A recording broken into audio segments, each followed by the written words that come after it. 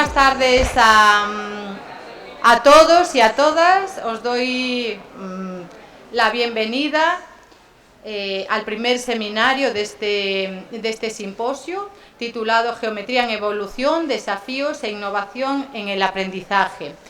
Especialmente le doy la bienvenida y las gracias a nuestros ponentes, a José María Gavilán, que viene de la Universidad de Sevilla, a Teresa Neto, que viene de la Universidad de Aveiro, y a Isabel Romero, que viene de la Universidad de Almería.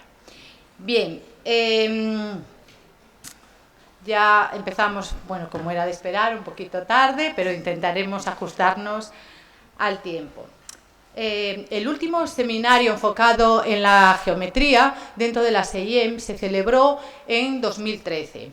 En ese momento de la Torre indicaba que la investigación en didáctica de la geometría no estaba entre las agendas de investigación más activas. Pero lo que sí comentó en esos momentos de la Torre es que se esperaba que hubiera un incremento del interés por esta área a partir de ese año, sobre todo debido, claro, al avance tecnológico. Ese crecimiento que él ya de alguna manera esperaba, se reflejó, no es que se refleje, se reflejó en el último estudio del ICMI en abril del 2024, de este año.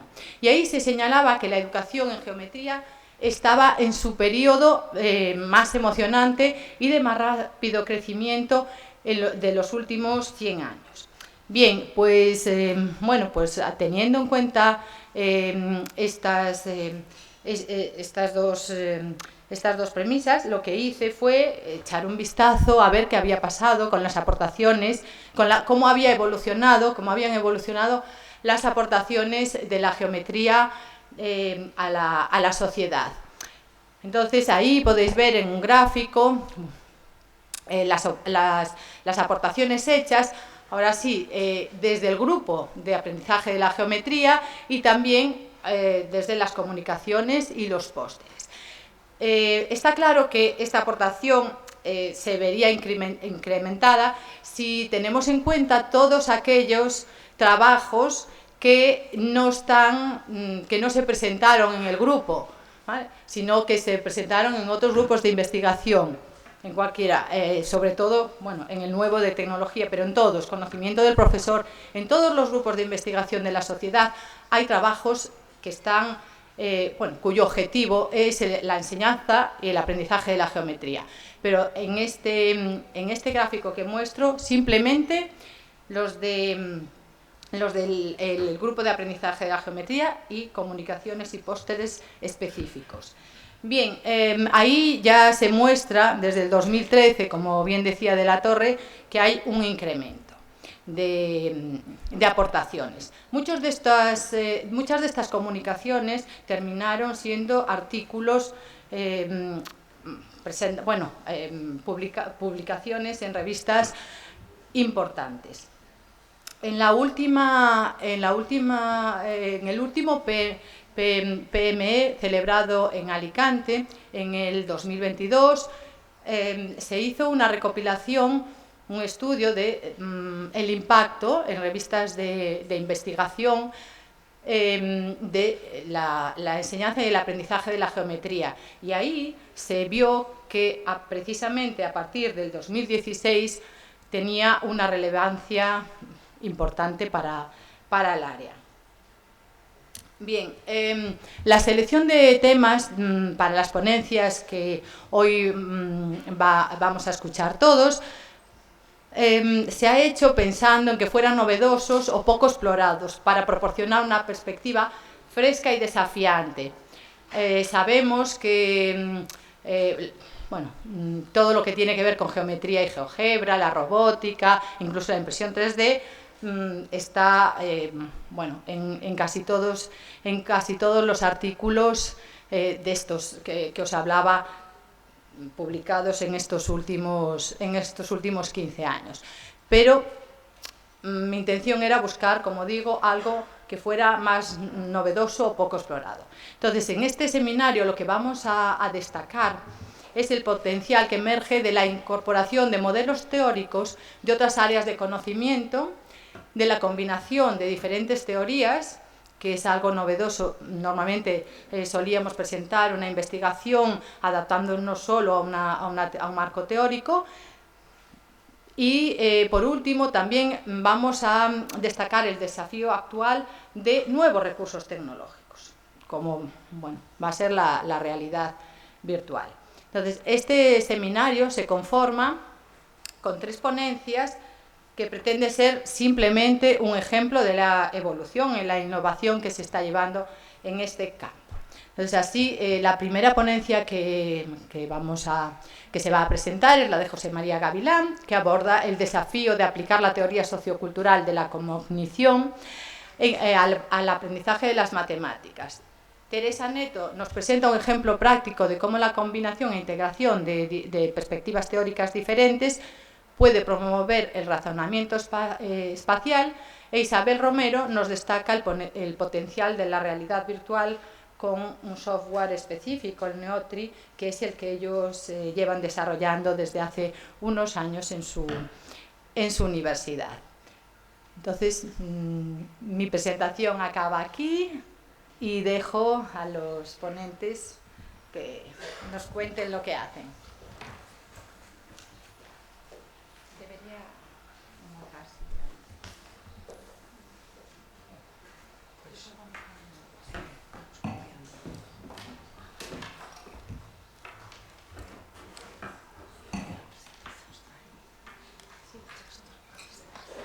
¿No tienes razón? No. Ah, vale.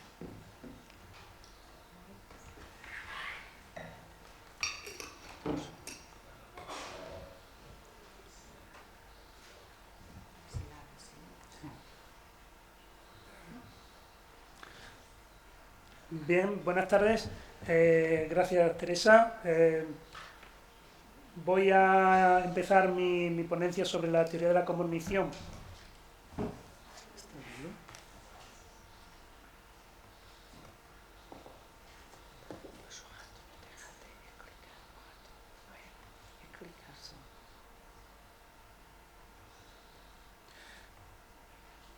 Bien, voy a empezar la presentación dándole las gracias a la Universidad de Córdoba por acogernos para realizar el simposio, a la SEIEM por organizar el seminario sobre geometría, y a la coordinadora del seminario pues por haberme invitado a participar haciendo una ponencia. También quiero extender mi agradecimiento a 3 compañeras del departamento, Aurora Fernández, Inés Gallego y Verónica Martín, que me han hecho algunos comentarios y sugerencias para mejorar partes de la ponencia.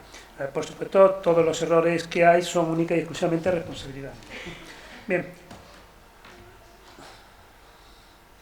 ¿cuál es el objetivo que yo me marqué cuando Teresa me dijo, bueno, ¿quieres hacer una ponencia en la SIEM? Bueno, pues yo me planteé que un objetivo que podía ser interesante era, primero, mostrar cuál es el potencial de la teoría de la cognición para realizar investigaciones en educación matemática y especialmente en geometría, que era el tema del seminario, y aportar ideas para permitir que jóvenes investigadores e investigadores que no estuvieran familiarizados con la teoría de la cognición pues pudieran iniciarse en la tarea de investigar utilizando este marco teórico como marco de referencia, ¿no?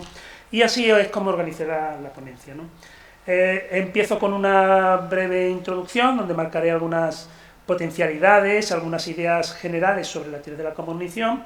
Luego haré unas breves reflexiones sobre las ideas teóricas fundamentales de la teoría de la cognición, marcando un poco el desarrollo de cómo han ido evolucionando a lo largo del tiempo.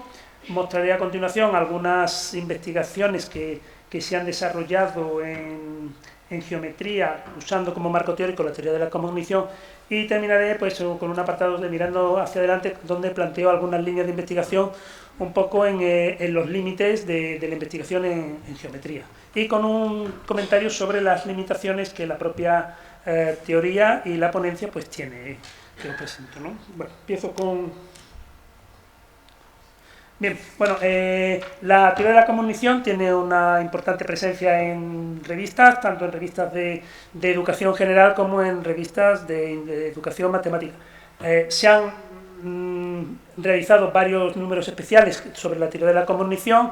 Uno de los últimos es del año 22 del Journal of Mathematical Behavior, que hace una exposición de varias investigaciones sobre teoría de la cognición en distintos tópicos. En la teoría de la cognición, al considerar las matemáticas como el discurso, cumple un amplio abanico de niveles educativos en los que se puede realizar investigaciones. Y eso he intentado reflejarlo en la selección de investigaciones que he hecho, ¿no? Desde investigaciones sobre educación infantil hasta investigaciones en el nivel universitario e incluso en el nivel de posgrado, ¿no? Se están desarrollando con la teoría de la cognición. Es un marco teórico que tiene un importante potencial cuando el objetivo de estudio son las prácticas matemáticas. Las revisiones que hacemos en nuestro grupo, bueno, pues hemos encontrado que hay investigaciones sobre las prácticas de definir, sobre las prácticas de probar y sobre las prácticas de modelar, ¿no? También es un aspecto importante es que yo por las limitaciones de tiempo y espacio que tiene la ponencia, solo me voy a centrar en el discurso matemático. Pero tiene toda una amplia gama de trabajo y de investigaciones que se desarrollan sobre el conocimiento pedagógico, matemático de los profesores o estudiantes para maestros. No lo voy a tocar porque si no, no hubiese podido acotar para poder hacer la presentación en el espacio y el tiempo que tengo, pero que sepáis que está ahí un amplio mundo tan grande como el que se cuenta sobre el discurso matemático, ¿no? También hay que decir que es un marco teórico que se articula con otros enfoques teóricos, haciendo una mejor aproximación a la investigación. Aparecerá varias veces como los niveles de Van Giel y la teoría de la cognición tienen puntos en común y cómo los investigadores que los utilizan señalan la posibilidad de combinar ambos marcos para obtener un mejor retrato sobre lo que ocurre en la investigación en geometría, ¿no? Y por último, bueno, pues señalar que esto es la teoría de la cognición es una perspectiva de naturaleza sociocultural y que es de tipo participacionista. Bien, voy a explicar ahora las ideas básicas que permiten a los investigadores pues, realizar la investigación y a los que no la conozcan pues aproximarse a ella, ¿no? Hay dos trabajos fundamentales que nos permiten ver las ideas claves de la teoría de la cognición, que son un artículo que Sfar publica en el año 2007 y el libro que publica en el año 2008, donde hace una compilación de todas las ideas teóricas de su propuesta sobre la teoría de la cognición. Señalar que evidentemente, va a surgir ahora cuando lo comente, que las ideas han ido evolucionando y han ido cambiando a lo largo del tiempo. Pero es verdad que si se quiere tener una idea clara de la teoría de la cognición, estos dos trabajos son fundamentales para iniciarse en ello, ¿no?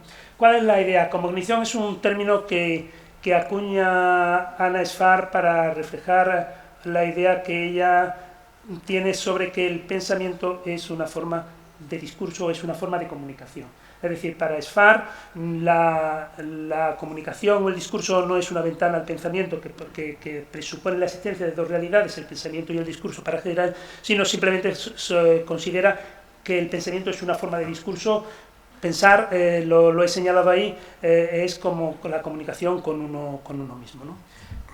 Con este planteamiento, los discursos son para Sfar son distintos tipos de comunicación y los individuos participan en distintos tipos de discursos en función de las comunidades en las que estén. Aquí, por ejemplo, pues estamos ahora mismo en un discurso de investigación, es decir, una comunidad de investigadores que está promoviendo un tipo de discurso. Cuando somos profesores, pues a lo mejor estamos trabajando un discurso de tipo matemático con nuestros alumnos o incluso un discurso de tipo pedagógico con nuestros alumnos cuando estamos no solo con matemáticas, sino también con la didáctica de las matemáticas, ¿no? Y la característica que Sfar considera fundamental para entender su teoría es considerar que el discurso matemático produce sus propios objetos. No es como otras ciencias que tienen los objetos son externos a la teoría. El discurso matemático construye el propio objeto. Y eso va a tener algunas implicaciones que quizás salgan a lo largo de la ponencia, ¿no?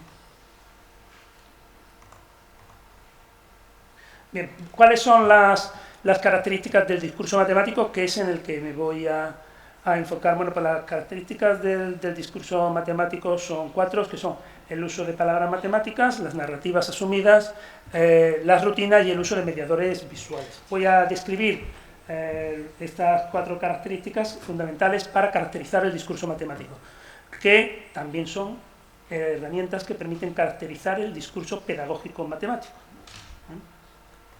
Bueno, pues ¿qué son el uso de palabras? Pues se consideran las palabras matemáticas y las palabras no matemáticas usadas con significado matemático dentro del discurso.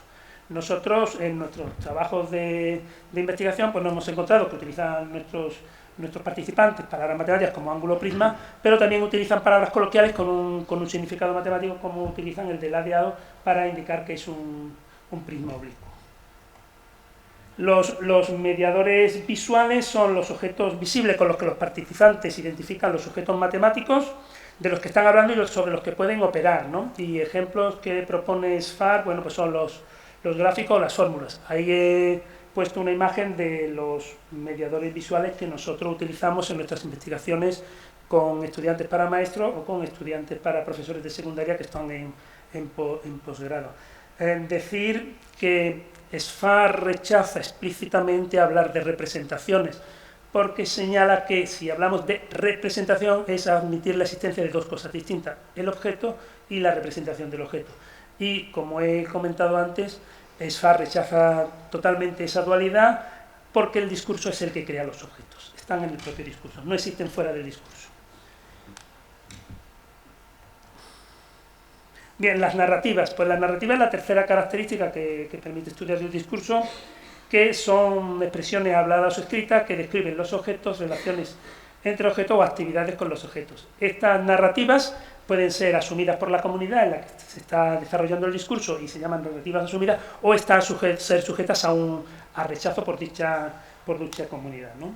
Las formas en las que los participantes en el discurso asumen las narrativas varían mucho de un discurso a otro, y eso va a salir ahora en la tercera característica, ¿no? Dice, por ejemplo, SFAR, que en el discurso matemático las definiciones o los teoremas son ejemplos de narrativas asumidas. SFAR clasifica las narrativas en 2 tipos, narrativas a nivel objeto y narrativas a nivel meta. La diferencia es que las narrativas a nivel objeto hablan sobre los objetos del discurso, sobre los objetos matemáticos del discurso, y las narrativas a nivel meta hablan sobre el propio discurso que tiene como contenido esos objetos. SFAR pone como ejemplo, y lo he traído aquí, son narrativas sobre cómo hacer matemáticas. La cuarta característica son las rutinas. Las rutinas juegan un papel fundamental en la caracterización del discurso. Desde el principio lo han jugado, pero en la evolución que ha ido haciéndose, las rutinas han sido bastante estudiadas y se han hecho una visión diferente de la que se planteaba en el año 2008-2007, ¿no? Bueno, las rutinas son los patrones repetitivos en el discurso, describen acciones discursivas de los participantes, es decir, las rutinas describen cómo actúan los participantes cuando están en un discurso. Se identifican por la regularidad de las acciones que hacen los participantes en el discurso, y ¿cómo se hace esa identificación? Pues se observa qué uso hacen de las palabras, de los mediadores visuales y de cómo construyen o justifican las narrativas del discurso, que son las narrativas a las que me refiero antes, ¿no? ¿Cuáles son ejemplos de rutinas que propone SFAR? Pues son las rutinas de definir o probar en el discurso matemático. Pero esto es cierto en cualquier discurso, es decir, las rutinas de definir y probar de los estudiantes, pues también se estudian dentro de la teoría de la comunicación, porque las rutinas son características de la forma de hacer de los participantes en el discurso.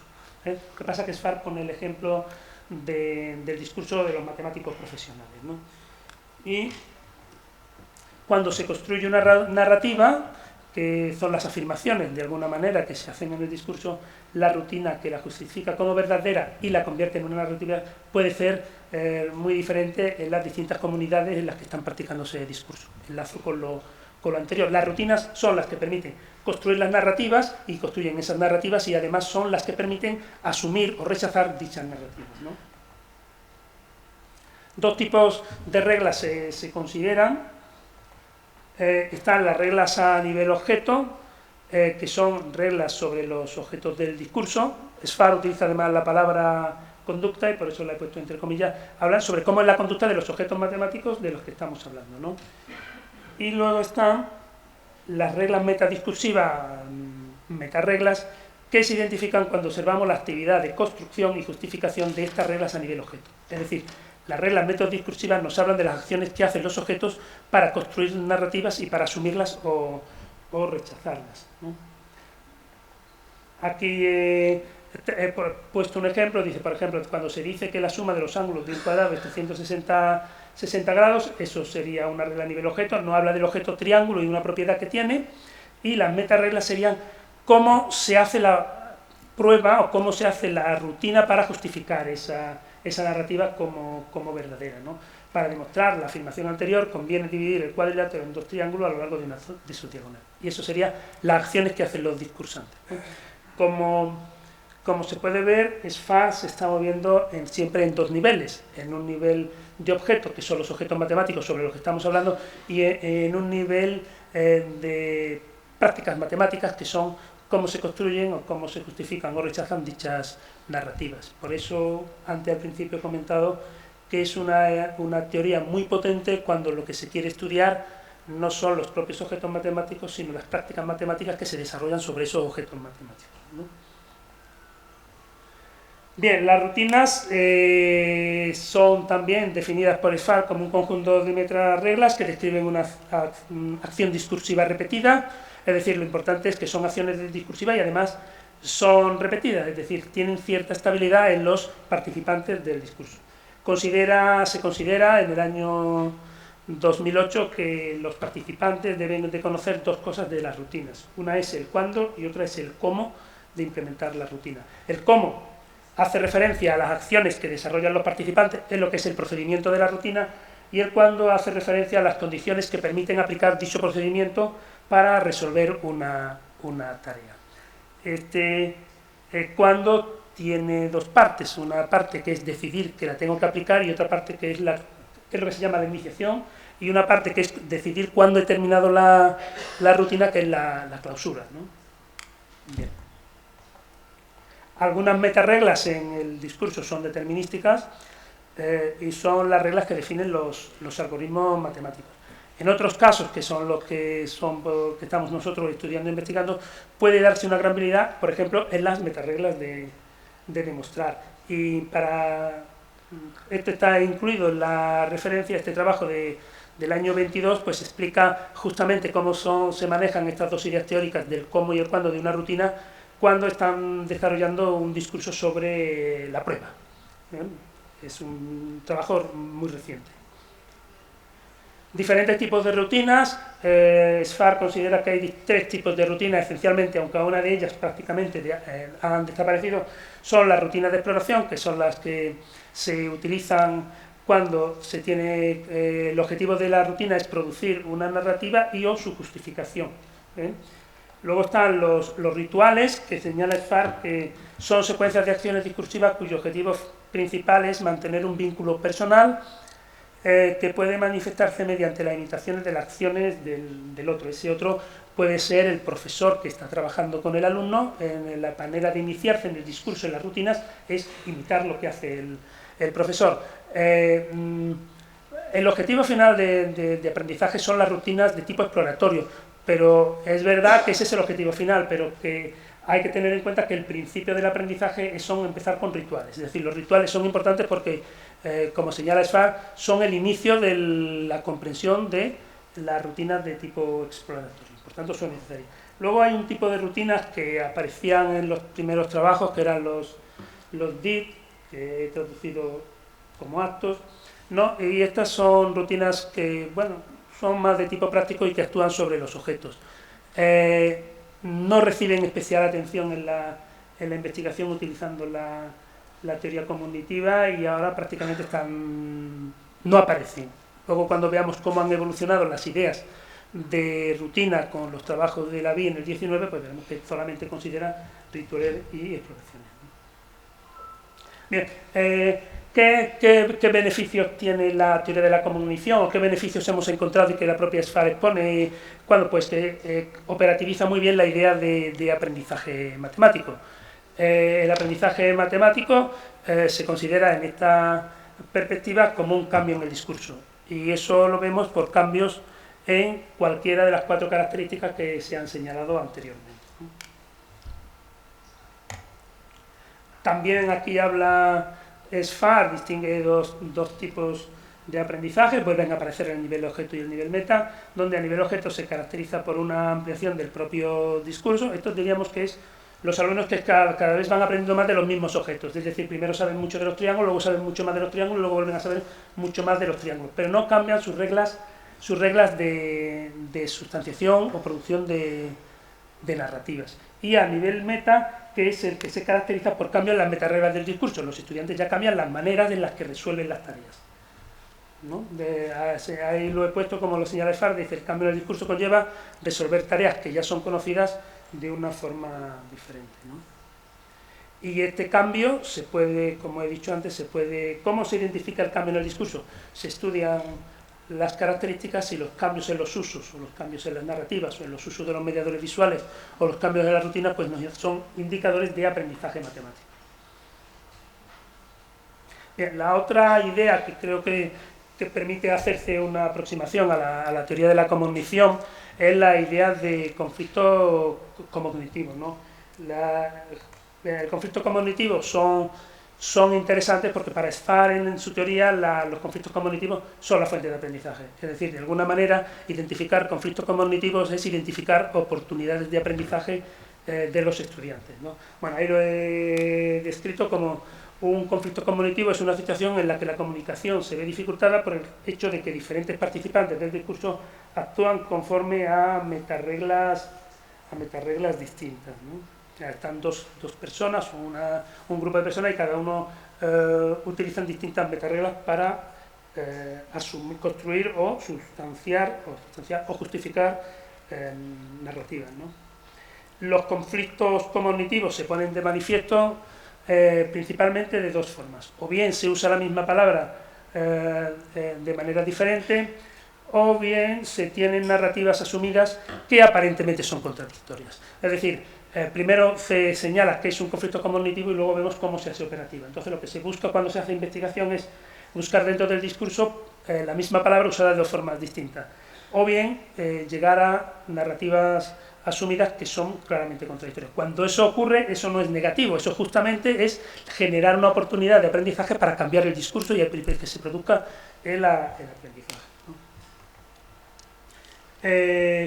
El conflicto cognitivo se produce entre lo que SFAR denomina discursos inconmensurables, y un ejemplo de narrativas aparentemente contradictorios es: unos estudiantes pueden mantener que un cuadrado no es un rectángulo, y otros compañeros dentro de la misma comunidad de discurso pueden mantener que el cuadrado es un caso particular de rectángulo. Son narrativas asumidas, son aparentemente contradictorios, lo que ocurre es que están usando la palabra cuadrado de manera diferente. Entonces lo que ahí se está produciendo es un conflicto cognitivo y ahí se está generando una oportunidad de aprendizaje. Y así es como los identificamos, ¿no? Eso es las ideas que se plantearon en los primeros trabajos, fundamentalmente en el artículo del 2007 y en su libro del 2008. La vi todo en el año 19 hacen un planteamiento de cambio de la visión de lo que es una rutina, ¿no? En la propuesta de la BI se basa en la idea de que el aprendizaje es fundamentalmente un proceso de rutinización de las acciones de los participantes. Aquí ya se considera que hay dos tipos de rutinas discursivas, como son los rituales y las exploraciones. Y el aprendizaje, como he señalado anteriormente, es pasar de los rituales a las exploraciones. Introducen tres ideas claves, que son la idea de task situation o situación problemática, la idea de la rutina como un par formado por una tarea y un procedimiento. La situación problemática es cuando tienes que hacer algo, la tarea es lo que interpreta el resolutor que tiene que hacer, y el procedimiento es las acciones que hace ese resolutor para responder a la tarea, ¿no? Por ejemplo, si nosotros una situación problemática puede ser definir cada uno de estos sólidos, pues nos podemos encontrar un estudiante que interpreta la tarea como describir los sólidos con sus propiedades matemáticas y su nombre. El procedimiento pues consiste en poner el nombre e identificar las propiedades. Pero podemos encontrar otros estudiantes que interpretan la tarea como etiquetar o poner simplemente un nombre al sólido, y el procedimiento en este caso simplemente es recordar los nombres que ya conocen, aprendidos anteriormente. Bien, los conflictos cognitivos también han recibido atención especialmente en los últimos años. Ayer recojo los dos aportaciones que nosotros utilizamos en las investigaciones, que son la de Knox y Kontorovic y la de Marcelli y Metsuyane. La idea que tienen los dos es que un conflicto cognitivo tiene un momento que surge, se desarrolla y se resuelve o no se resuelve. Ideal es que se resuelva para que se produzca el aprendizaje. Entonces, lo que han hecho los dos, tanto Knox, Kontorovic como Marcelli y Metsuyane, es estudiar los distintos puntos por los que pasa la resolución de un conflicto cognitivo. Knox y Kontorovic pues, consideran las brechas discursivas y los choques comunicativos, y Metsuyane considera que hay 4 niveles de explicitación del conflicto.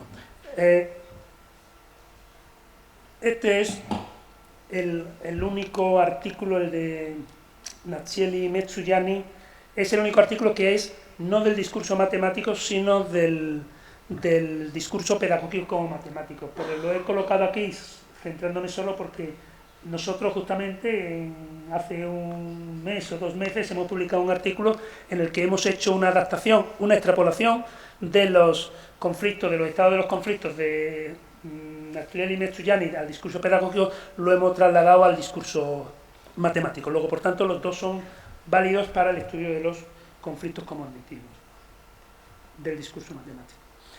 Bueno, ahora ya no me quedan prácticamente nada, 2 minutos. Bueno, al resto de la comunicación lo que he hecho es una revisión de investigaciones. He empezado con la propia de Sfar, en la que lo interesante de Sfar lo resumiría con una frase. Para Sfar, los niveles de razonamiento de Van Geel pueden ser considerados como distintos niveles de discurso inconmensurable geométrico. Es decir, hace una ligazón fuerte entre su enfoque de los discursos inconmensurables con los distintos niveles de Van Geel. Eso es interesante. Lo que hace es, Sfar lo dice, esto lo que hago aquí es contar cómo se operativizan nuestros constructos teóricos, ¿no? Bueno, en la ponencia, que ya no tengo nada, pero sí quiero contar las conclusiones con el permiso de la moderadora, hago una revisión completa de bastantes investigaciones sobre geometría utilizando la teoría de la cognición. He metido algunas investigaciones que venimos desarrollando en la Universidad de Sevilla desde el año 2008, sobre geometría plana y sobre geometría del espacio, ya desde el año 2015, desde finales de 2015. Pues termino, en el texto de la ponencia está todo más desarrollado, termino con mirando hacia adelante, que solo voy a coger 2 minutos, Teresa. Mirando hacia adelante, cuando me planteé lo de mirando hacia adelante era, digo, bueno, si les cuento a mis compañeros investigadores de la CIE la teoría de la cognición, pues en geometría pues todo el mundo se imagina qué tópicos van a aparecer, pues los que han aparecido, cuadriláteros, triángulos, la geometría de 2D, la geometría 3D, etcétera, ¿no? Entonces busqué tres campos en los que de alguna manera, utilizando las palabras de Laboll, era en el horizonte, ¿no? Solo los nombres. Uno es todas las aportaciones que se están haciendo sobre el uso de la tecnología, es decir, la tecnología está aportando ideas interesantes para las investigaciones sobre geometría con los programas de geometría dinámica, y aporta ideas sobre mediadores, tutores que son participantes en el discurso pero no son humanos, sino son computacionales, y la introducción de nuevos tipos de rutina que están vinculados directamente a la tecnología. El siguiente punto que yo me planteé pues era dos campos límites en los que se hace investigación en España y fuera de España. Uno es el de la teoría de grafos, que estamos utilizando la los niveles de Van Giel y la teoría de la cognición. Y se están aplicando los niveles de Van Giel a un campo que no es geométrico. Eso es muy interesante porque nos permite ver cómo marcos teóricos de la propia geometría se usan fuera, que muchas veces hemos adolecido de que los marcos los teníamos que importar nosotros. No, los exportamos. Y por un motivo que, bueno, a veces no se ve claro, pero eso sí lo quiero decir explícito, es que lo que estamos obteniendo con la teoría de grafos se puede volver luego con los niveles de Van Giel a lo que son las investigaciones en geometría.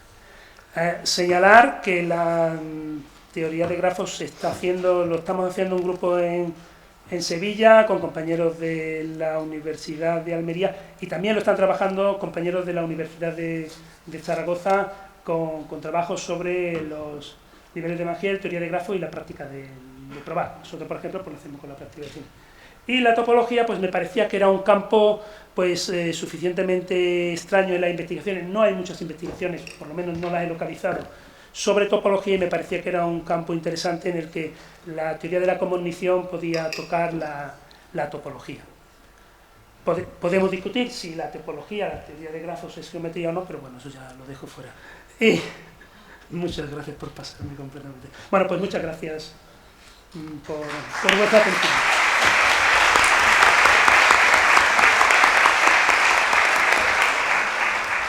Bien. ¿No? Sí. Vale. Espera, porque no fue ahí. Me voy a tu sitio, ¿no?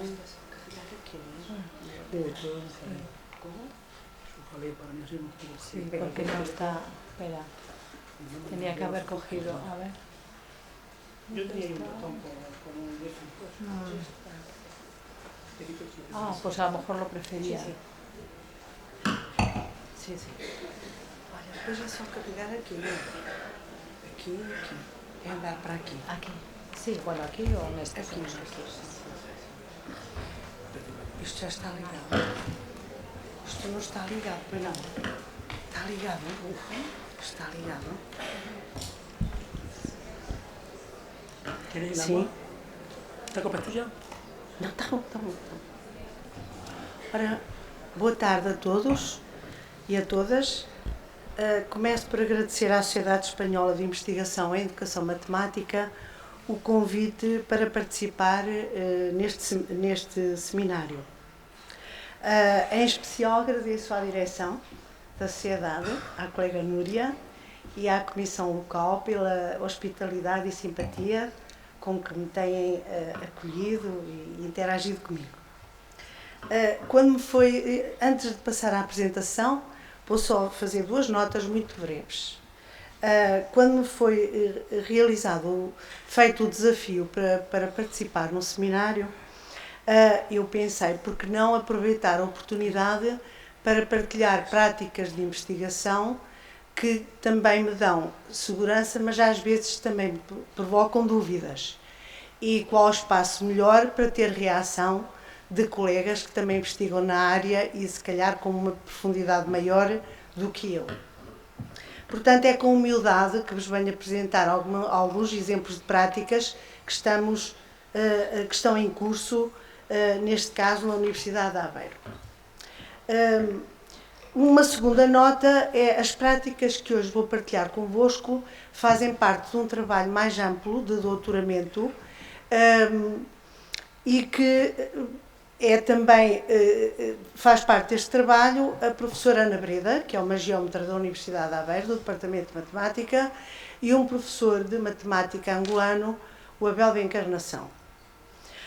Enquadra-se este trabalho num trabalho mais amplo para fundamentar a formação de professores de matemática em Angola, no âmbito de um programa de cooperação para o desenvolvimento. O Centro de Investigação a que eu pertenço tem uma agenda muito exigente ao nível da investigação ligada à cooperação para o desenvolvimento, guiada pela Agenda 2030, tendo como base os Objetivos do Desenvolvimento Sustentável, e a Agenda 2063, que tem a ver com o quadro estratégico para a África.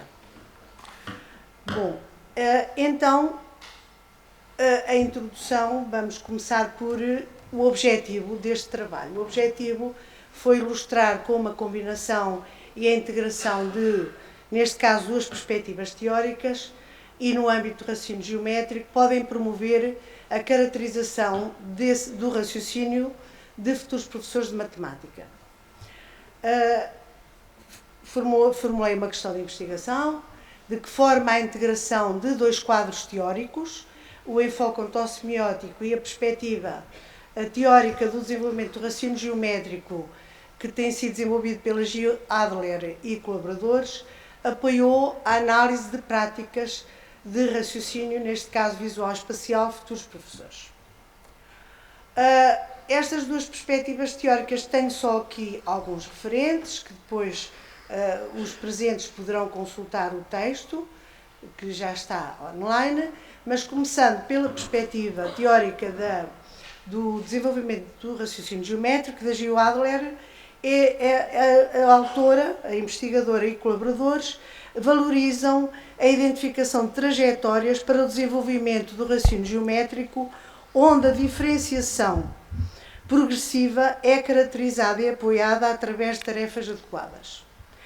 O reconhecimento também das interações entre diferentes representações, que temos aqui no esquema a parte da linguagem, não é? A interação entre representações que está em baixo. A manipulação de figuras e também o foco nos atributos geométricos. Isto dito de uma forma, claro, muito sintética. Dentro da perspectiva do enfoque ontosemiótico, eu só tenho aqui o esquema de uma parte do quadro teórico, que é a análise de objetos e uma análise primária, digamos, e depois uma análise secundária. Aqui, o quadro teórico também, temos aqui presente a linguagem, os artefactos, a importância das tarefas geométricas, os conceitos, propriedades, argumentos, procedimentos. Num segundo nível de análise, temos as dualidades entre o particular e o geral, extensivo e intensivo, ostensivo, não ostensivo, pessoal e institucional, designação, designado, expressão, conteúdo, etc. Bom, comparando e contrastando os dois modelos, seguindo também vários autores, um deles é este, mas também o Luís Redford faz isso, salienta a importância do cruzamento de quadros teóricos, por vezes para uma melhor análise ou visibilidade de resultados de investigação. Há aqui pontos comuns, nomeadamente atributos geométricos, a qualidade da argumentação, a conexão entre representações e as características das tarefas.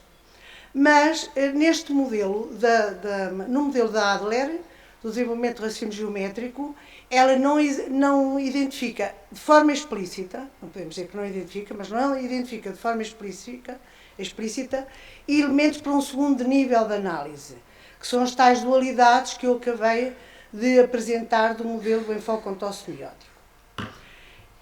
Então, eu agora vou-lhes falar um bocadinho da metodologia que foi adotada no trabalho, para perceberem um dos exemplos só que eu vou apresentar aqui.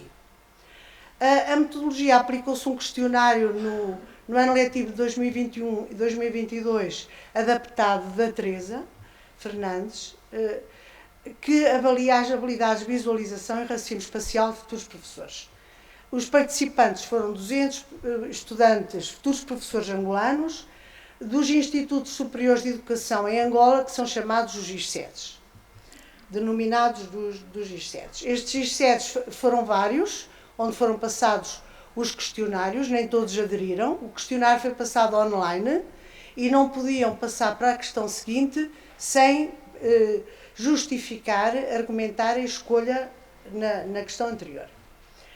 Portanto, cada pergunta do questionário tinha duas partes, uma de escolha de uma opção e a segunda tinham que justificar a escolha da opção feita.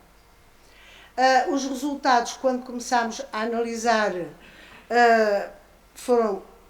ficámos muito desanimados, todos, foram desastrosos. De qualquer forma, sustentámos isto também noutro noutra dimensão da avaliação, que foi qual o papel da geometria nos currículos, e a geometria tem um papel muito pouco relevante nos currículos em Angola a qualquer nível, mesmo na formação de professores, e de certo modo justificou, mas não totalmente, com certeza. Então, a questão que eu aqui lhes vou passar do questionário, o questionário tem 6 questões e esta foi uma delas. Claro que eu não tinha espaço para apresentar ou alargar mais nos exemplos. Portanto, este é um exemplo e perante esta questão, nós, o grupo, fez, com base nos níveis de desenvolvimento do raciocínio geométrico e com base no trabalho também do enfoque ontosemiótico, e neste caso em trabalhos da Teresa, que já fazia também, adaptou o EOS num contexto do raciocínio geométrico, mais precisamente da visualização, nós fizemos esta grelha, em que consideramos atributos para esta questão, ou seja, dentro das 5 questões, cada questão tem uma grelha própria. No texto que está divulgado na página, até tem a questão que eu aqui passei, com uma análise segundo os 2 quadros, uma análise exaustiva. Bom, então nós consideramos os atributos geométricos e diferentes níveis, tal como também é valorizado pela Gio Adler, que identifica trajetórias de desenvolvimento do raciocínio geométrico, mas diferencia progressivamente as várias etapas, a natureza da argumentação e a linguagem que é utilizada. Nesta tarefa específica, nós, através de uma leitura, várias leituras dos 200 questionários, criámos estes níveis. O primeiro, em que havia indícios de que dominava o conceito de simetria. O segundo, dominava o conceito de eixo-simetria. O terceiro, identifica um eixo-simetria que conduz a uma resposta incorreta e identifica o eixo que conduz à resposta correta. No âmbito da argumentação, caracterizámos a argumentação não válida. A argumentação não válida por ter posicionado o eixo-simetria numa posição convencional, vertical ou horizontal, que foi um caso que apareceu muito. A argumentação válida e incompleta e a argumentação válida e completa. Na linguagem, observamos que houve visual-visual, visual-verbal, visual-gráfica-verbal.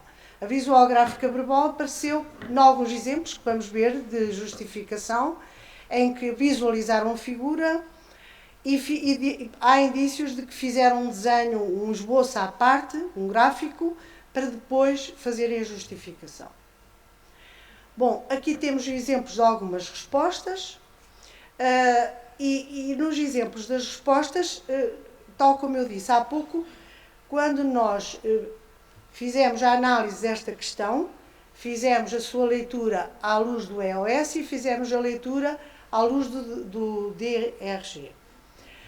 Do EOS não está aqui, eu não a pus aqui, é extenso, mas acaba por aparecer aqui na justificação, na análise que fazemos da justificação apresentada pelo aluno 48. Portanto, o aluno 48 diz, é melhor ler por aqui, portanto, o que é que ele afirma?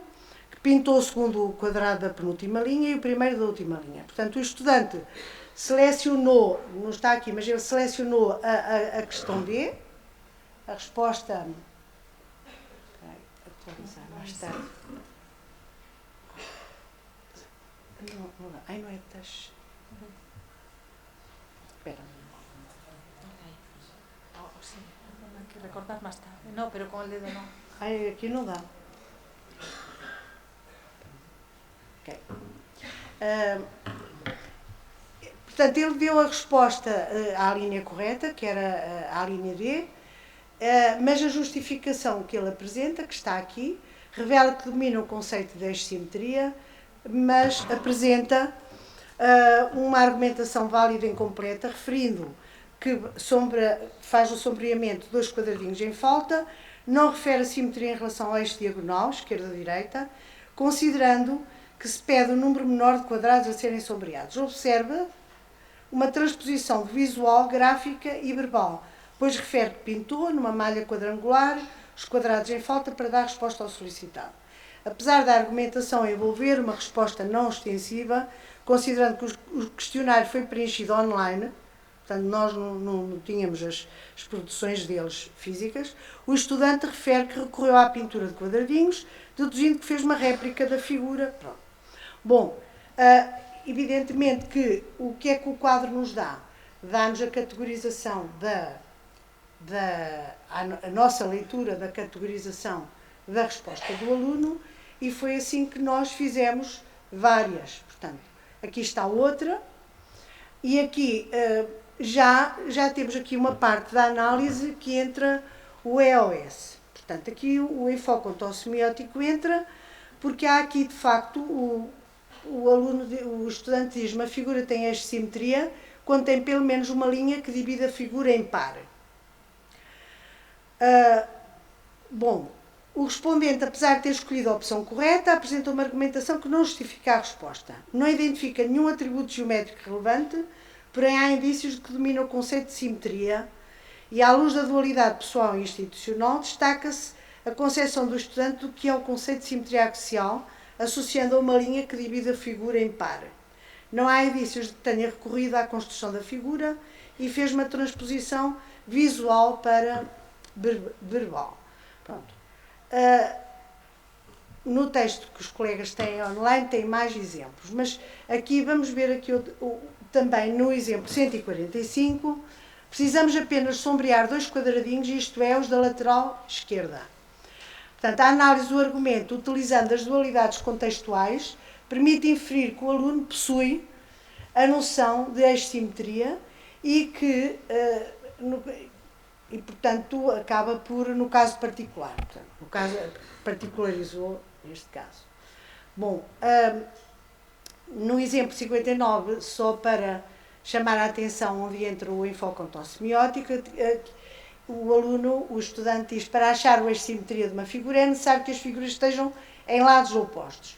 Aqui, esta dualidade pessoal institucional, destacamos a concepção do aluno de entender que a eixo-simetria, o conceito de simetria axial, associa ao conceito de figuras simétricas em relação ao eixo-simetria estando de lados opostos. Pronto, outro exemplo, e fizemos a categorização à luz do quadro dos níveis. Bom, os resultados, 111 respostas não tinham sentido, portanto era obrigatório, em 200, 111 não tinham sentido, aqui são as que conseguimos classificar, e neste quadro vimos que 67,42, o argumento é não válido, as dualidades observam-se, podemos interpretar e identificar dualidades contextuais, e alguns casos utilizam o visual gráfico verbal ou só o visual verbal. Ou seja, esta leitura acaba por, dentro do quadro, chamo novamente a atenção, dentro do quadro da tabela que foi feito para a análise desta questão, deu-nos esta resposta. Ainda cruzamos com o enfoque ontosemiótico para termos a visibilidade de algumas das dualidades que estão envolvidas. Chama a atenção que o ideal era podermos entrevistar, mas isto foi tudo preenchido online. Finalmente, para terminar, o que é que, de facto, nós, de uma forma muito simples, porque não me posso estender muito, os dois quadros, a integração dos dois quadros conceituais permitiram concluir e mostraram que os níveis de desenvolvimento do raciocínio geométrico refletem debilidades que devem ser mitigadas através de uma formação consistente, que é isso, que toma em consideração determinadas tarefas adequadas para mitigar aquelas falhas. Ou seja, esta análise miudinha ajuda-nos depois, ou irá ajudar-nos, na preparação das tarefas para atuarmos naquelas debilidades. A natureza do argumento e da linguagem.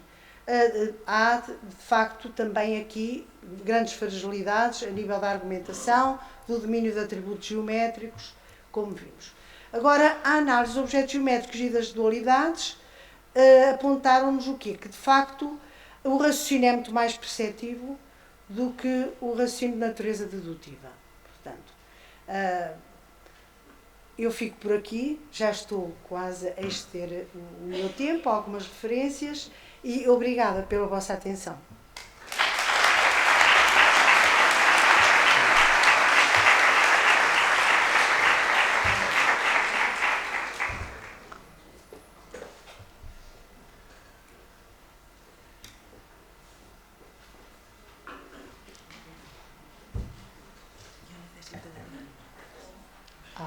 Pues entonces, ¿quieres salir? ¿Quieres cogerla? Hay que salir. ¿Quieres coger la tuya entonces? No, espera. Bueno, ponla tú por aquí.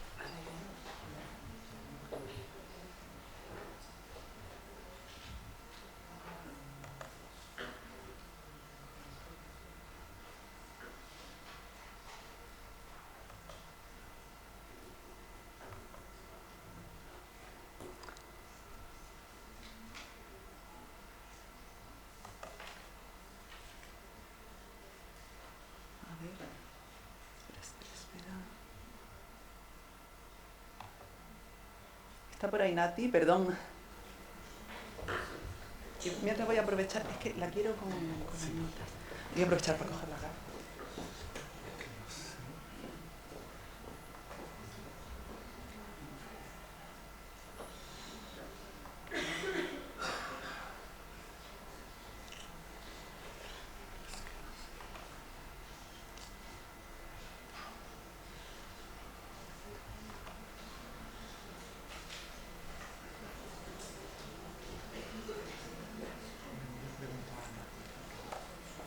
Disculpe un momentillo.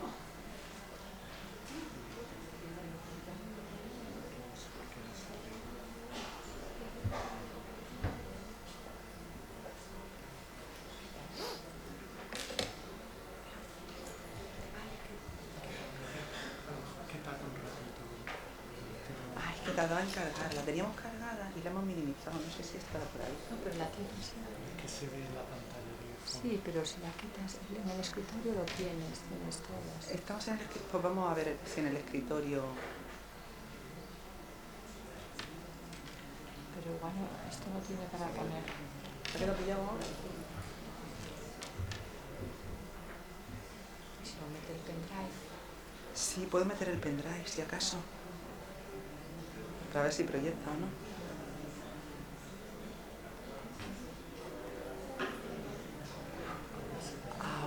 Ahora, pero sale ahí. Yo por lo menos lo tengo. A ver si ahora sale. Sí, pero no sale ahí. No, Esta, es la no, presentación. esta es la otra. Sí, no, pero está aquí, le tiene. A ver, dale A ver, la ahí, presentación. Dale ahí. Ahora dale sí, ¿no? Sí, sí. Ya está. ¿No? Sí. Bien. Sí, porque la. Bien, parece que ya estamos listos. Buenas tardes a todas y a todos. Yo les voy a presentar la ponencia que se titula Potencialidades y retos del uso de la realidad virtual para la enseñanza de la geometría. Oh, perdón, que esto va distinto de mi ordenador. A ver cómo lo hacemos. Es que es claro la distinta. Nada, no, simplemente dale aquí que las vas pasando. Ahí las paso. Aquí, vale. Esto como lo minimizo. Espera. Ahora tendré que hacerlo más chico. Ahí vamos. A ver si arrancamos. Pues, ya que hemos arrancado, quiero hacerlo con una cita de Felix Klein, quien nos señalaba que de entre todos los matemáticos tiene el geómetra la ventaja de ver lo que está estudiando. Sin embargo, muchos de nuestros estudiantes de geometría no parecen capaces de aprovechar esta ventaja. Y no es del todo culpa suya. Espera, es que a ver si aquí me funciona. Porque suelen estar inmersos en un sistema de enseñanza que pasa de una visualización prácticamente icónica de las figuras con su etiquetado a un uso de fórmulas que no están bien coordinadas con representaciones que les permitan ver su significado. Y ello a pesar de que los expertos insisten desde hace tiempo en la necesidad apremiante de aumentar el uso y el poder de la visualización espacial en educación matemática. Hoy día tenemos herramientas para ello y los sistemas de geometría dinámica en 3D han generado importantes expectativas en este sentido. En particular, los entornos virtuales no solo nos permiten ver, sino que además podemos explorar y manipular objetos y estructuras geométricas de forma interactiva. Esto puede ayudar a desarrollar el sentido espacial y la intuición geométrica de nuestros estudiantes desde los primeros niveles. Hay incluso quien llega a afirmar que al posibilitar hacer matemáticas en el espacio, pueden transformar una tradición de 2 milenios de dibujar bidimensionalmente sobre la arena, el papel y las pantallas. Estos potenciales beneficios de la realidad virtual presentaban un panorama muy prometedor desde la aparición de estas tecnologías, allá por la década de los 90, pero ¿qué ha ocurrido realmente desde entonces?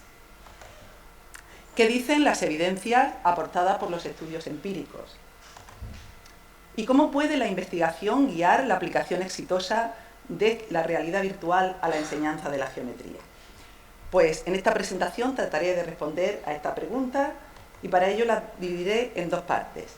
En la primera parte haré un breve apunte sobre los tipos de realidad virtual y sobre la revisión de la literatura de su aplicación a la enseñanza de las matemáticas. Y en la segunda parte voy a presentar la experiencia de nuestro equipo de investigación e innovación en la Universidad de Almería en torno al software de realidad inmersiva Neotri VR. Bajo el paraguas de la llamada realidad extendida, a la que comúnmente solemos denominar realidad virtual, tiene cabida cualquier tecnología que altera de algún modo la realidad añadiéndole elementos digitales. Este concepto está en continua evolución, tal como lo están las tecnologías que se le asocian, que básicamente se clasifican en 3 categorías. Por una parte tenemos la realidad aumentada, que superpone información digital al mundo real que el usuario ve a través de una pantalla, de un móvil o de una tableta. En la realidad mixta, el usuario puede interactuar con figuras virtuales en un entorno real.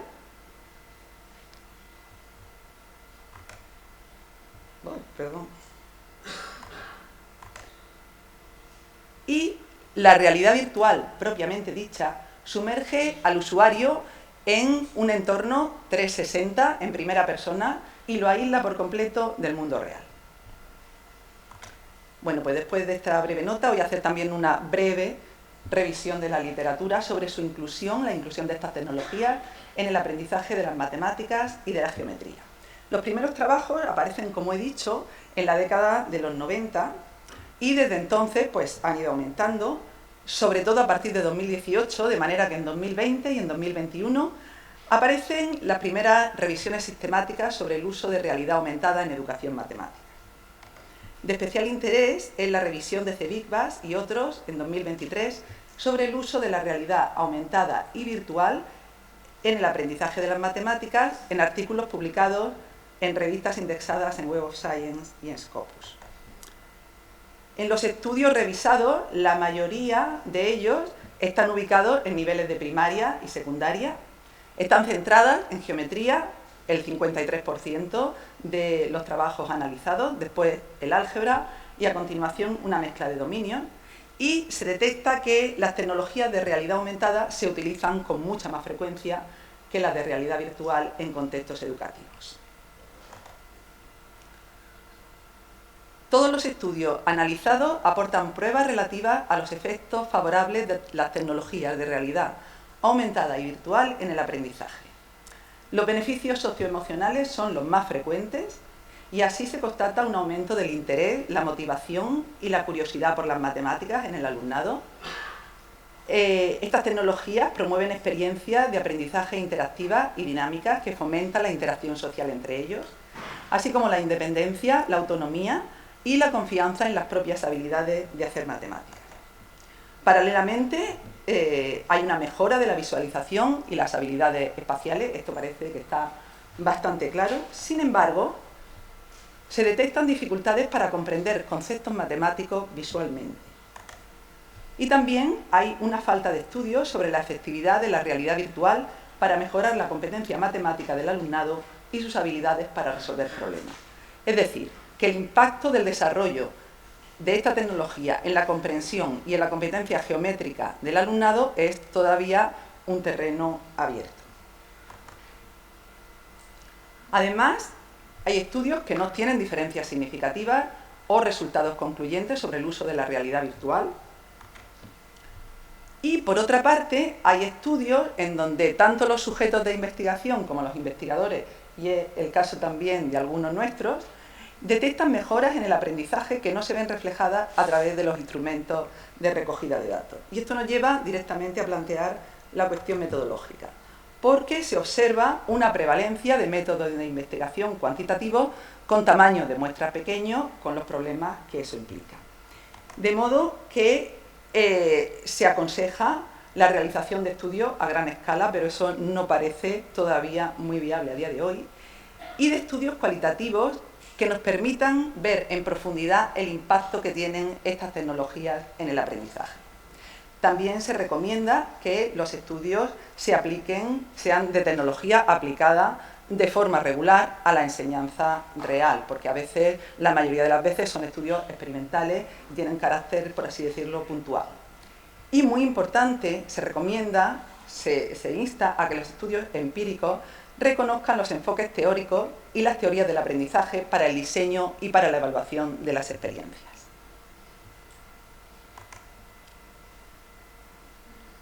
Pues en esta línea trabajamos en el equipo de innovación e investigación que tenemos en la Universidad de Almería en torno al software de realidad virtual Neotri VR. Neotri es un software de geometría dinámica en 3D con carácter inmersivo que se está desarrollando en nuestra universidad. Y a través del código QR, que pueden acceder ahora o más tarde porque esta presentación se queda grabada, también está ahí la dirección de la página, y en ella pueden encontrar una información amplia acerca del recurso, la comunidad de usuarios y las diversas actividades, entre ellas las de investigación, que venimos realizando. El equipo está formado, en primer lugar, arriba a la izquierda, por el creador de Neotri, José Luis Rodríguez Blancas, que es profesor de Geometría y Topología en la Universidad de Almería y es quien programa el software junto con Diego y Rubén, que son los más jovencitos del equipo. A continuación estamos los investigadores en educación matemática, algunos de los cuales nos encontramos aquí hoy, estaremos en el simposio, así que aprovecho para invitarles, si les quedan luego inquietudes sobre esta ponencia, pueden consultarnos y también tenemos el equipo por si alguno quiere probarlo. Y en la última fila tenemos al equipo de docentes, tanto de primaria como de secundaria, que colaboran habitualmente con nosotros. La principal característica de Neotri es la de poder crear y manipular figuras geométricas directamente con las manos virtuales. Así, cuando nos ponemos las gafas virtuales y nos sumergimos en el escenario, recordamos 360, aislados de la realidad, los mandos que tenemos, los controles, aparecen como unas manos virtuales y en primera instancia podemos realizar a través de un menú acciones básicas como es la de crear vértices, aristas, caras, podemos editar las figuras, podemos borrar elementos, extruir figuras planas y, muy interesante, podemos mover la figura, agarrarla y moverla en cualquier dirección que deseemos, que coincide exactamente con la dirección de nuestras manos en el espacio real. Bueno, Neotri tiene una gran diversidad de herramientas para construcción geométrica, muchas de las cuales son comunes a los principales sistemas de geometría dinámicos, tanto en 2D como en 3D.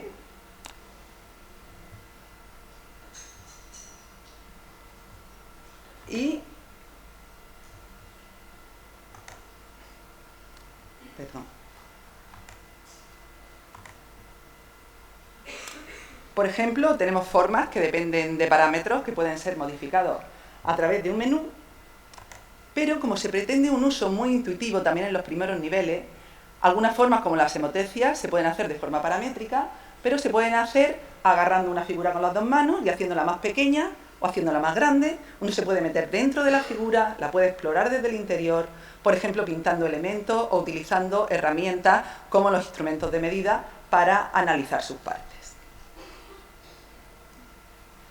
Otras herramientas se han desarrollado específicamente para Neotri y así tenemos, por ejemplo, un escáner que permite ver las secciones de distintas figuras en cualquier dirección. Las figuras se pueden ocultar y entonces solo quedan las secciones y uno debería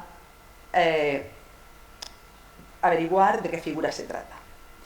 Por otra parte, en Neotri se pueden importar elementos de otros sistemas de geometría dinámicos tridimensionales, se pueden importar escenarios 360, vídeos, documentos, lo cual lo convierte en un recurso pues, propicio para diseñar actividades STEAM. Bueno, pues con un recurso tan atractivo y tan interesante a nuestro alcance, nuestro equipo se puso manos virtuales y mente a la obra para tratar de atender algunos puntos pendientes en la agenda de investigación. Y así nos planteamos las siguientes preguntas. ¿Cómo podemos introducir Neotri, que es un software de marcado uso individual, porque hay un solo individuo manejando esto y viendo lo que está viendo? ¿Cómo se puede introducir ese recurso en aulas reales? ¿Qué contenidos geométricos son apropiados para aprovechar su potencial y hacer una contribución relevante a las demandas curriculares y de investigación actuales?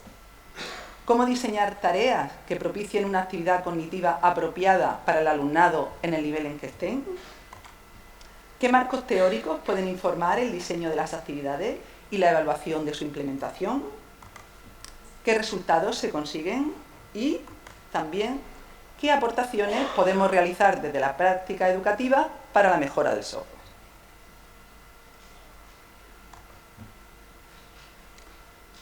Por lo que respecta a la metodología a un nivel macro, el paradigma de investigación de diseño resulta adecuado para nuestros propósitos tanto desde la perspectiva de la ingeniería del software, donde los sucesivos ciclos han ido marcando las distintas versiones de Neotri, como desde la investigación de diseño educativa, en la que ponemos en práctica experimentos dentro de esta metodología en aulas reales.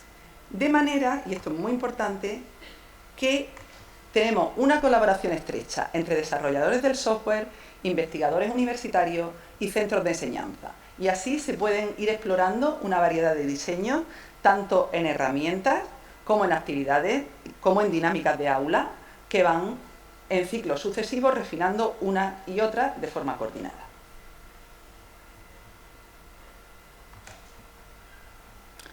Desde que comenzamos nuestra andadura en 2019 hemos implementado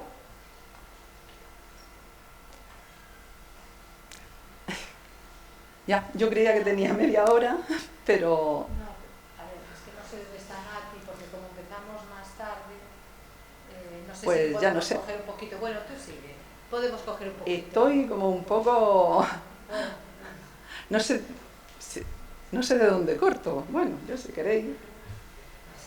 Porque claro, improvisar ahora de dónde corto, yo tenía como media hora y ahora, con todas las interrupciones. Bueno, ¿cuánto tenemos para preguntas?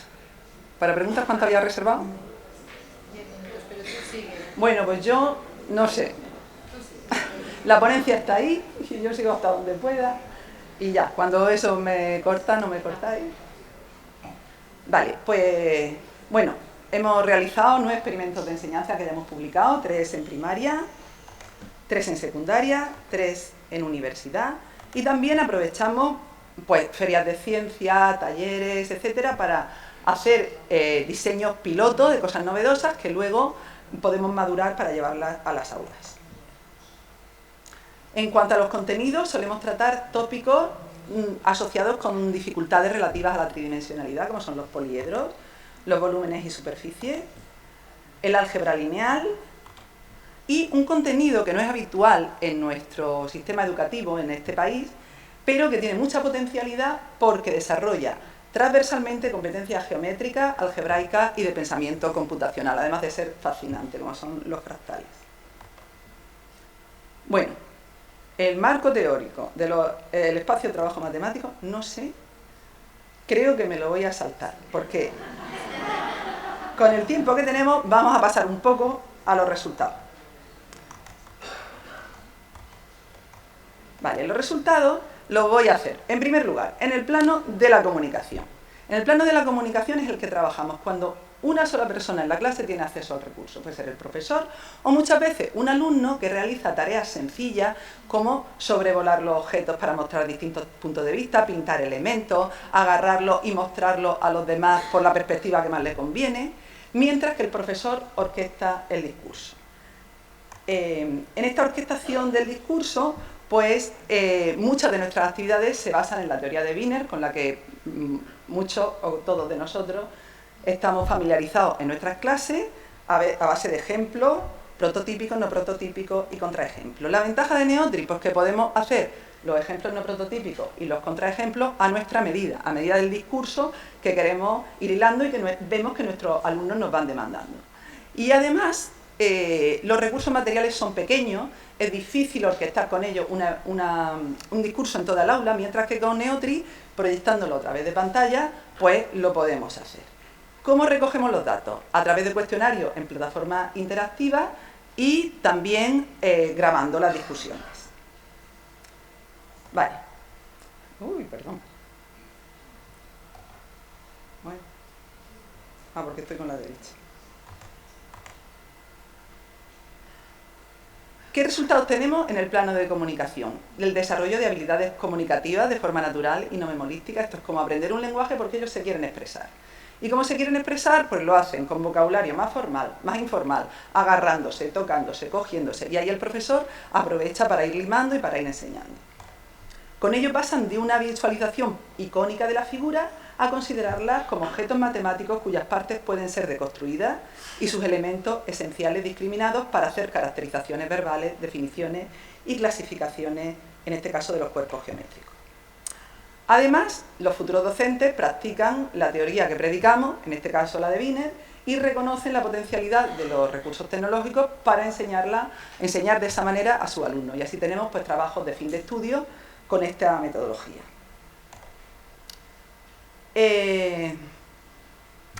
Casi que voy a ir pasando al final. O sea, cuando todos los alumnos, que también hacemos que todos los alumnos tengan acceso al recurso, trabajando en pequeños grupos, pues entonces la génesis instrumental, que es el manejo del instrumento, la podemos trabajar con los planos de descubrimiento y de razonamiento. ¿Y qué resultados obtenemos? Pues desde el punto de vista del descubrimiento, aparte de los puntos de vista, lo más interesante es la facilidad que tienen ellos con el manejo de recursos. Es muy natural para ellos y además están motivados a resolver problemas que nosotros le ponemos muchas veces en forma de reto. Entonces ellos exploran las herramientas, se las enseñan unos a otros, porque lo que se están enseñando es a jugar. Entonces, pues ellos se pasan la posta, ven unos con otros lo que pueden aportar uno y aportar otro.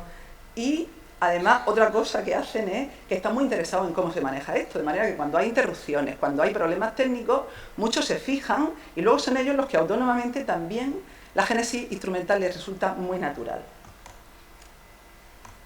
A través del juego desarrollan competencias en resolución de problemas y hacen aprendizaje inductivo, como he dicho, porque en vez de definiciones lo que hacen es inducirlas. Vale, con ello han afrontado retos cognitivos muy interesantes, como por ejemplo, pongo un ejemplo solo, en sexto de primaria, optimización de superficie para un volumen dado, en donde los estudiantes, por ejemplo, pues han inducido a ellos la fórmula de la superficie. Luego, por ejemplo, los patrones con los fractales, la distinción entre dimensiones y el razonamiento por analogía entre 2 y 3 dimensiones, por ejemplo, para las simetrías, para la perpendicularidad, el paralelismo, etc. Y mientras, pues desarrollan actitudes de autorregulación en colaboración con los compañeros, de manera que el docente lo que hace es de guía y de facilitador. Los resultados motivacionales y de interacción social, como en todos los estudios precedentes, son muy buenos. Y sí me gustaría destacar la función esencial de los docentes, como agentes creativos, en el diseño de tareas, en la gestión del aula con estas dinámicas, en la solución de problemas técnicos que no hay que minimizar porque las infraestructuras son deficientes. Hay problemas de hardware, de sincronización de equipos, hay problemas de software, por diversos motivos que ahora mismo no puedo detallar, pero ellos solucionan estos problemas, recogen datos, informan a los desarrolladores, por ejemplo, en el software, cuando lo maneja un experto no es lo mismo que cuando se meten los niños nerviosos dándole a todos los botones, que luego te bloquean el juego. Pues como el juego necesita ser robusto, de todo ello informan a los desarrolladores y además colaboran estrechamente con nosotros en el análisis y difusión de los resultados obtenidos. Bueno, no sé si puedo... Retos en innovación hemos afrontado muchísimo, desde todas las sesiones extra, porque la geometría no se trabaja en el currículum regular, no se trabaja de esta manera, hay que hacer hueco, hay que hacer más hueco del previsto, porque luego están todos los inconvenientes técnicos. Ya. Los problemas técnicos que a algunos les he hablado, lo que pasa es que los alumnos se lo toman con mucha deportividad y nosotros hemos aprendido a tomárnoslos también con deportividad. Porque al final las cosas se acaban solucionando, cuando se solucionan, la verdad es que es una atmósfera tan bonita, tan gratificante que merece la pena. Y luego el trabajar con docentes que están sobrecargados por tareas, tanto docentes como administrativas, y que no tienen tiempo en nuestro país para la innovación y para la investigación reconocida. Bueno, así las cosas, voy a pasar. En la introducción de realidad virtual, tanto a nivel social como para el aprendizaje de la geometría, se avanza a un ritmo más lento de lo que podría esperarse. ¿Por qué? Pues porque los desarrollos tecnológicos cambian muy rápido. Todo esto hay que ver forzado a los desarrolladores, a los docentes, en instituciones que no favorecen la agilidad, y además los tiempos de investigación son aún más lentos por la necesidad de resultados fiables e informes rigurosos. Con todo ello, pues los avances realizados hasta el momento son prometedores, pero sin duda necesitan alcanzar un mayor nivel de madurez.